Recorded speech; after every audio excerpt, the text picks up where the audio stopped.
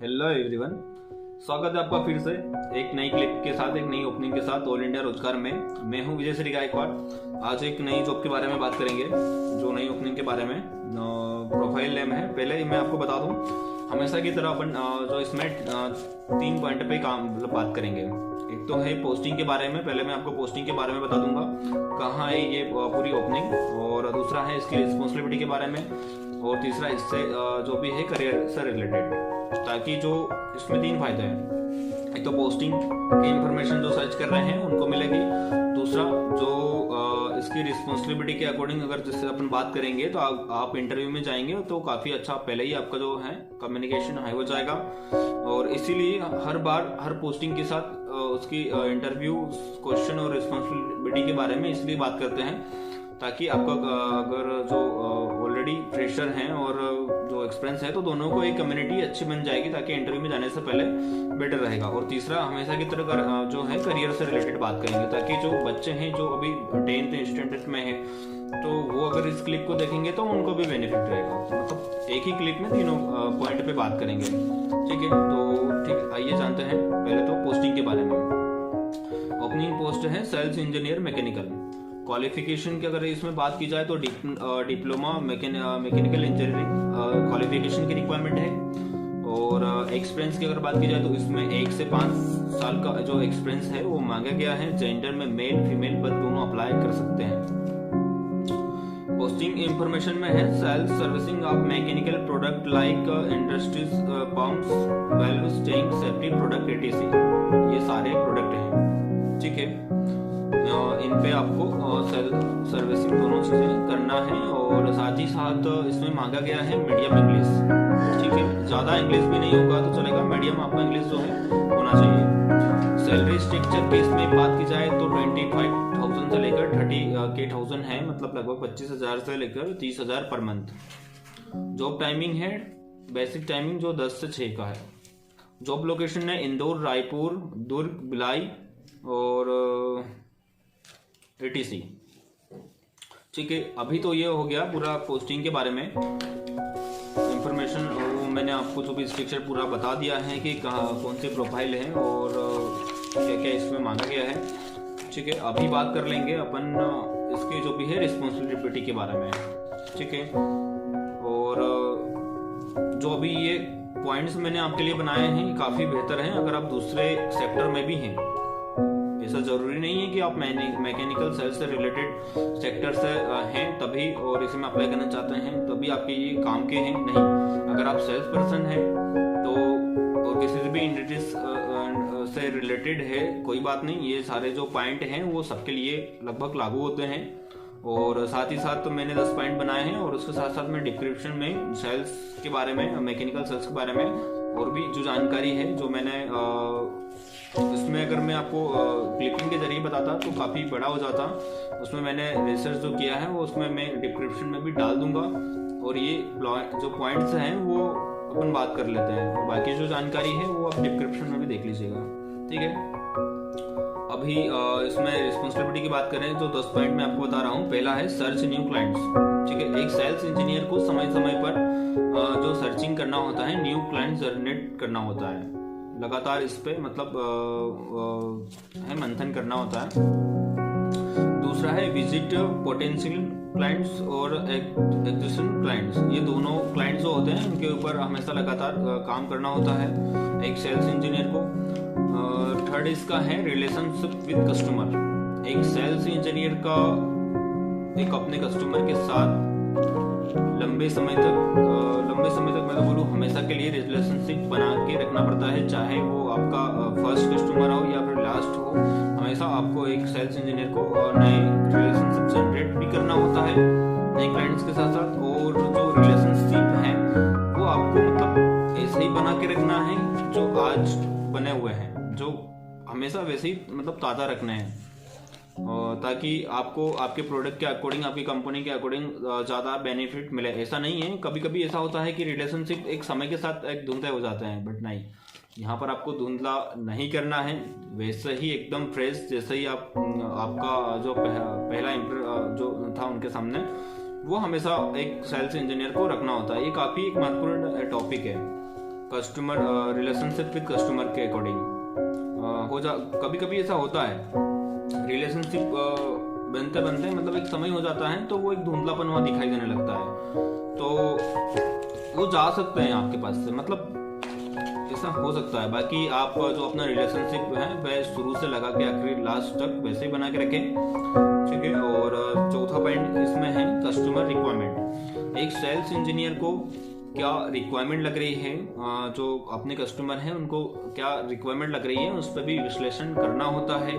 Market area से भी विश्लेषण करना होता है कि जो कस्टमर होते हैं उनको क्या रिक्वायरमेंट लग रही है, और उनके रिक्वायरमेंट के अनुसार अगर वो उसमें डेवलप, कभी कस्टमर ही बताएंगे आपको कि आपके प्रोडक्ट में क्या डेवलपमेंट करना है, या एक जो प्रोडक्ट होता है उसमें क्या डेवलपमेंट करना होता है, तो उसका विश्लेषण करके अपनी कंपनी में रिपोर्ट देना होता है, ताकि कंपनी उसमें और भी मॉडिफाइड डेवलपमेंट करके अपने प्रोडक्ट को और भी अच्छे जो भी बेटर तरीके से सप्लाई कर सके, और उसमें कस्टमर को भी जो मांग रहती है, उनकी जो उनको ज़रूरत लगती है वो पूरी हो जाती है, ठीक है। और इसमें है पांचवा पॉइंट, जो भी कॉन्ट्रैक्ट टर्म्स होते हैं वो भी एक सेल्स इंजीनियर की बहुत बड़ी रिस्पॉन्सिबिलिटी होती है। जहाँ पर भी सेल्स हो रहा है, अपनी कंपनी से परचेस हो रहा है, या फिर जो भी उसमें टर्म्स होते हैं वो भी आपको काफ़ी उस पर भी नज़र रखना है कि क्या क्या जो भी है टर्म्स बन रहे हैं, ये आपकी भी एक रिस्पॉन्सिबिलिटी है सेल्स इंजीनियर की। जो भी कॉन्ट्रैक्ट होता है वो उधर जो भी फॉर्मेट आप इसमें उठा के देख सकते हैं कि जो भी टर्म्स ऑफ कंडीशन के, ठीक है। तो छठा पॉइंट है इसमें सेल्स सपोर्ट सर्विस।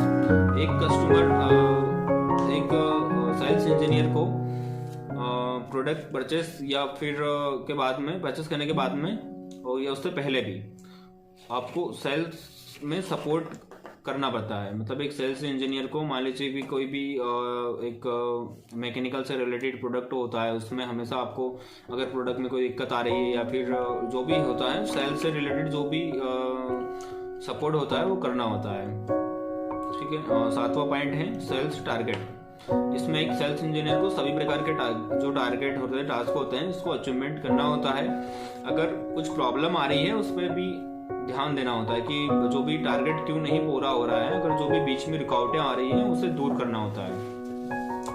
आठवां पॉइंट है ट्रेड शो। एक सेल्स इंजीनियर को अपने प्रोडक्ट, अपनी कंपनी से रिलेटेड जो भी प्रोडक्ट होते हैं ट्रेड शो करना होता है, मार्केटिंग इवेंट करना होता है, साथ ही साथ कॉन्फ्रेंस में जाना होता है, इवेंट्स वगैरह में जाना होता है, वहाँ पर अपना जो भी प्रोडक्ट है उसकी ट्रेड शो करना होता है और मतलब अच्छे से मार्केटिंग करना होता है।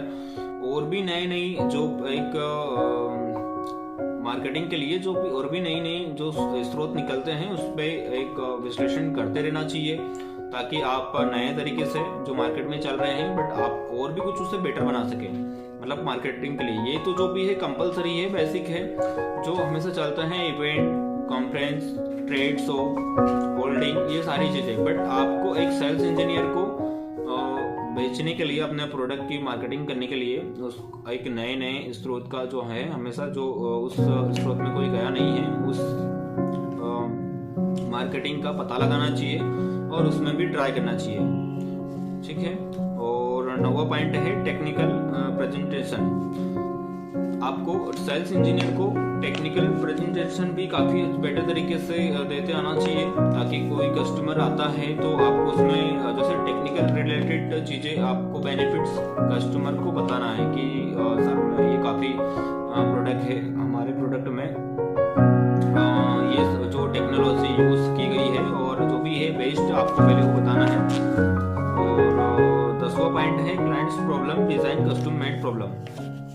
एक सेल्स इंजीनियर को एक मैकेनिकल जो भी है से प्रोडक्ट रिलेटेड होता है, तो उसमें आपको उसके डिज़ाइन, कस्टम और मेड इन जो भी प्रॉब्लम्स होती है उस पर हमेशा मंथन करते रहना चाहिए, ताकि आपके जो प्रोडक्ट चल रहे हैं और काफ़ी मतलब वहाँ से आपको अगर आप विश्लेषण करोगे तो उसमें आप देखोगे कि कुछ जो भी रहते हैं और कस्टमर रहते हैं उनको डिज़ाइन में प्रॉब्लम या फिर जो भी उसमें ऐसा लग रहा है, मतलब डेवलपमेंट वाली चीज़ लग रही है, और उधर जो प्रोडक्ट होते हैं मार्केट में उनका और अपनी कंपनी के जो प्रोडक्ट हैं उनमें भी काफ़ी मतलब मंथन करना होता है कि वो आपसे बेटर क्या बना रहे हैं। मतलब हर एक कंपनी एक डेवलपमेंट का काम करती है, तो आप ये स्तर भी ले सकते हैं, उनका प्रोडक्ट भी चेक कर सकते हैं।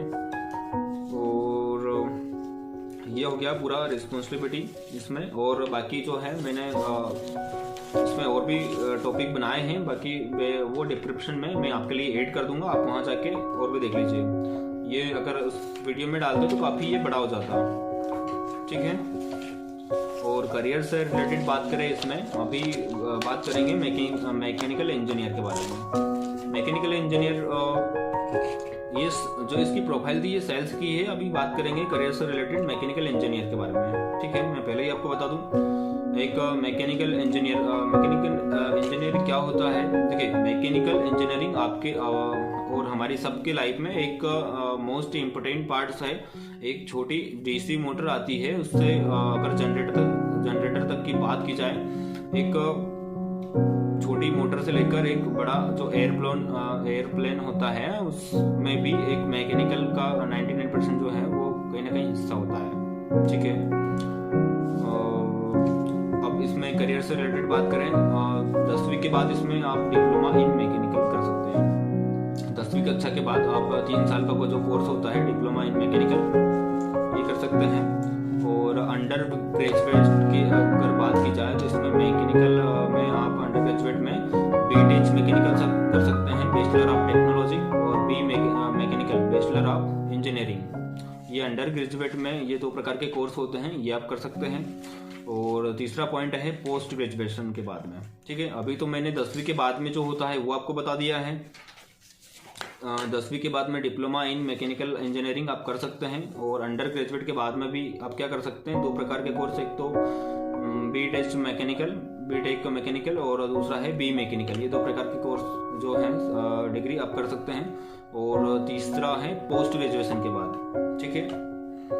पोस्ट ग्रेजुएशन के बाद में आप एमटेच मास्टर ऑफ टेक्नोलॉजी कर सकते हैं। और दूसरा है master of engineering ME mechanical. ये 2 प्रकार के जो कोर्स हैं आप पोस्ट ग्रेजुएशन के बाद में कर सकते हैं। अगर आप मैकेनिकल में पीएचडी की अगर सोच रहे हैं, जो डॉक्टर रोल होता है, उसमें आपको मैकेनिकल फील्ड में पीएचडी करने के लिए पोस्ट ग्रेजुएशन है वो होना जरूरी है।